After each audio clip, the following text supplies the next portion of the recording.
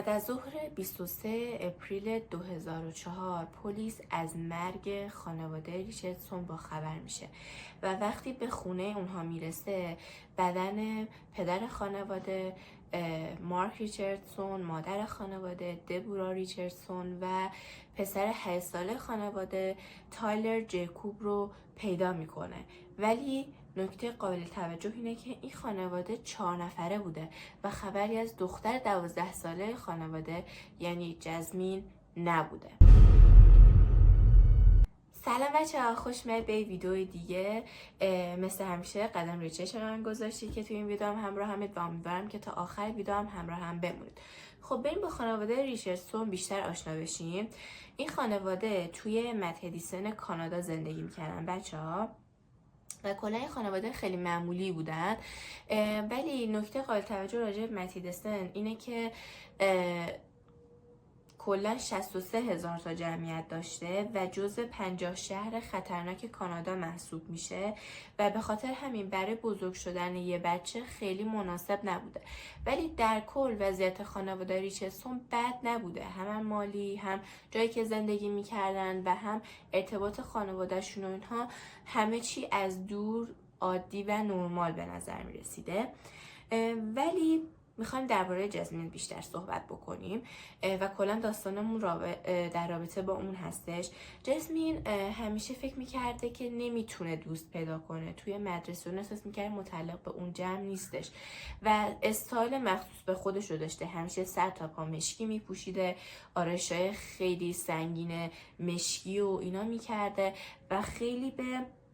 موسیقی هارد راک و پانک راک علاقه داشته و در نهایت هم توی کنسرت پانک راک دوست پسرش رو پیدا میکنه.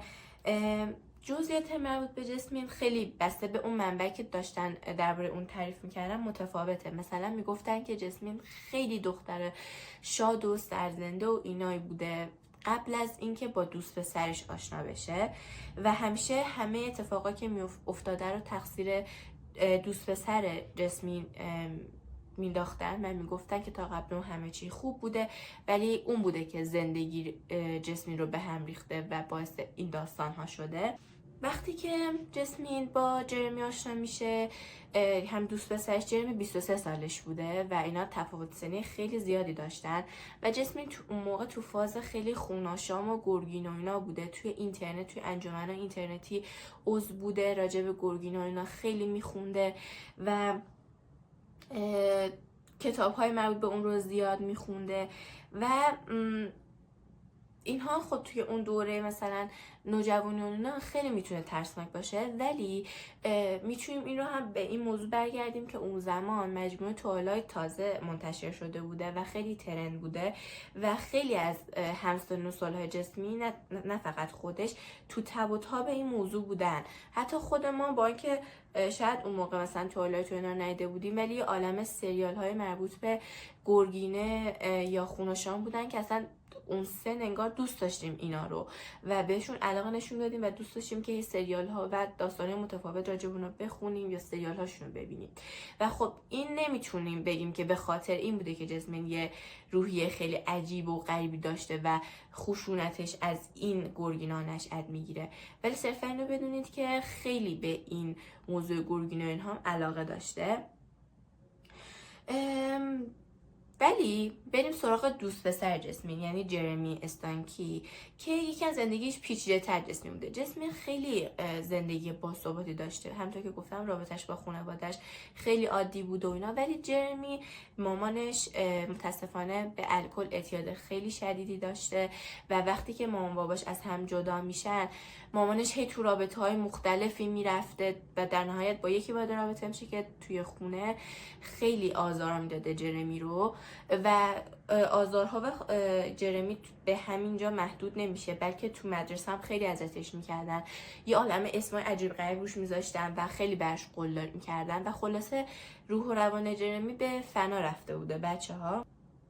وقتی هم که با جسمین آشنا میشه یک بار تلاش کرده بوده که خودش رو بکشه و به زندگیش پایان بده و دیگه اصلا انقدر به وضعیت روحی روانی بدی رسیده بوده که احساس میکرده یه گرگینه 300 سال است و همیشه یه گردنبند داشته که یه بطری و یه شیشه خیلی کوچیک حاوی خون توش بوده که اصلا معلوم نبوده این خونه از کجا آمده یا متعلق به چه کسیه.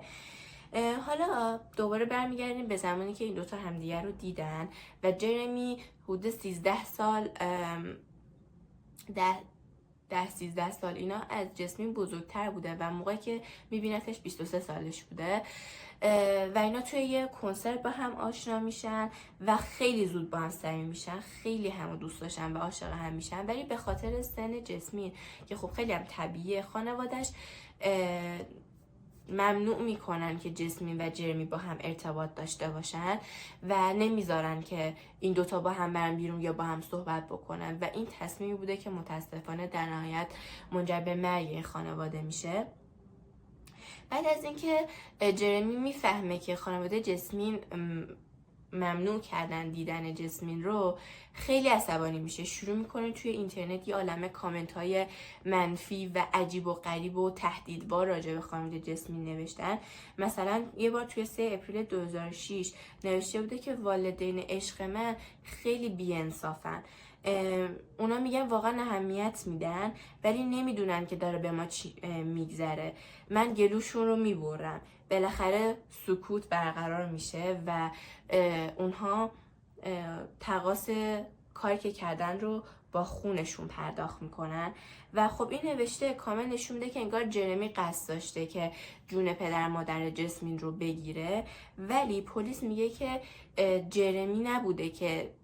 شروع کننده این نقشه بوده، بلکه خود جسمین اصلا پیشنهاد قتل پدر مادرشو به جرمی گفته، اونم بر اساس پیامک هایی که بین این دو نفر رد و بدل شده. مثلا یه بار جسمین به جرمی پیام داده بوده که این نقشه با کشتنشون شروع میشه و با زندگی کردن کنار تو پایان پیدا میکنه و جرمی خیلی سریع نقشه‌ای که جسمین میگه رو قبول میکنه و میگه که خب من عاشق نقشتم، فقط بیا یکم خلاقانه‌تر عمل کنیم و بتونیم یه نقشه بکشیم که جزئیات بیشتر داشته باشه و با هم بیشتر صحبت بکنیم. و یه جایی حتی جسمی شروع میکنه راجع به کشتن پدر مادرش تو مدرسه صحبت کردن، یعنی دوستاش کاملا از این صحبت‌های جسمی کامل با خبر بودن و میگفتن که میومد برام توضیح میداد که میخوام مام بابا اینا رو بکشن، ولی ما اصلا جدیش نگرفتیم. کی آخه دختر 12 ساله رو جدی میگیره راجع به این موضوعات؟ و صرفا فکر کنم داره شوخی میکنه و یه سری خیالاته که صرفا تو ذهنشه. حالا گزارش میشه که شب قبل از اینکه به خانواده ریچاردسون حمله بکنن جسمین و جرمی، معلوم نیست چجوری اجازه میگیرن، چجوری مام باباشون رو میپیچونن، ولی کنار هم میگذرونن یک فیلم به اسم نچرال بورن کیلرز که مسئول 1994 بوده با هم میبینن و بعد از هم جدا میشن. ساعت 1 بعد از ظهر 23 اپریل اجساد هم 3 تا عضو خانواده ریچاردسون پیدا میشه. چجوری پیدا میشه؟ یه پسر بچه که میمده بوده که با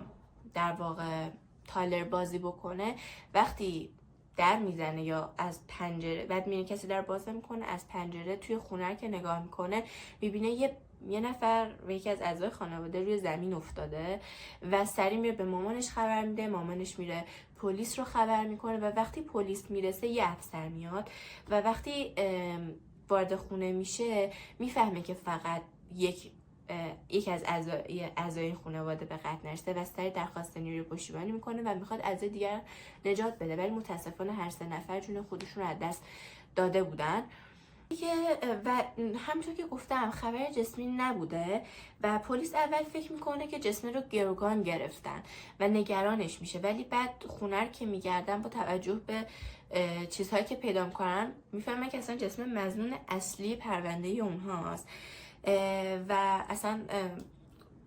متوجه میشن که دبورا 12 تا حداقل چاقو بهش زده شده و مارک وقتی میخواسته از خودش در واقع دفاع بکنه و مقاومت بکنه با یه پیشگوشی سعی کرده بود این کار بکنه، ولی در نهایت حریف این دو قاتل نمیشه و اون همجوره شاید دست میده و حتی پلیس جسد تایلر برادر 8 ساله جسمن رو داخل تخت خوابش پیدا میکنن و خلاصه در کمتر 24 ساعت هر دو نفر رو دستگیر میکنن. با توجه به شواهد دیجیتال و اینترنتی که وجود داشته میفهمن که جرمی هم توی این جنایت ها نقش داشته. یه عالمه ایمیل بین این دو نفر رد و بدل شده بوده که با استفاده از ایمیل ها خیلی راحت میتونن پیداشون بکنن و در نهایت توی کامیون جرمی پلیس اینا رو دستگیر میکنه و میبرنشون سریع برای بازجویی. جسم اصرار داشته که توی جنایت‌ها هیچ دخالتی نداشته، ولی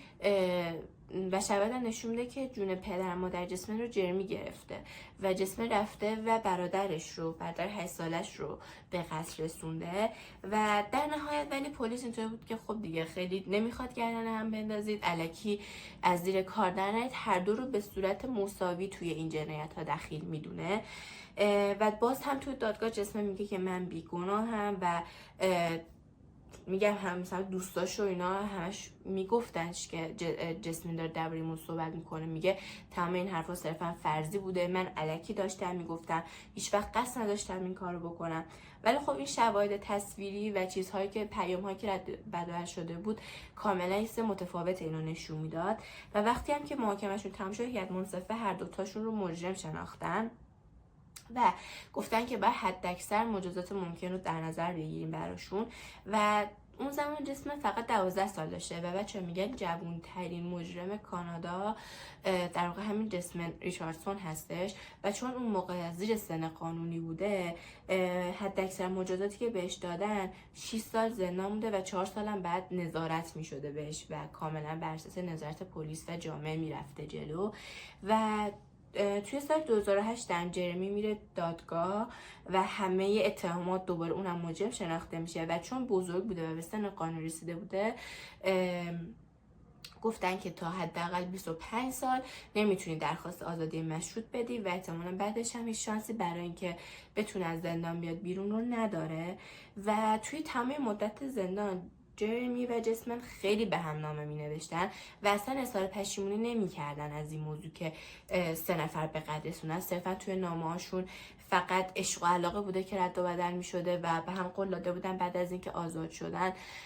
با هم ازدواج بکنن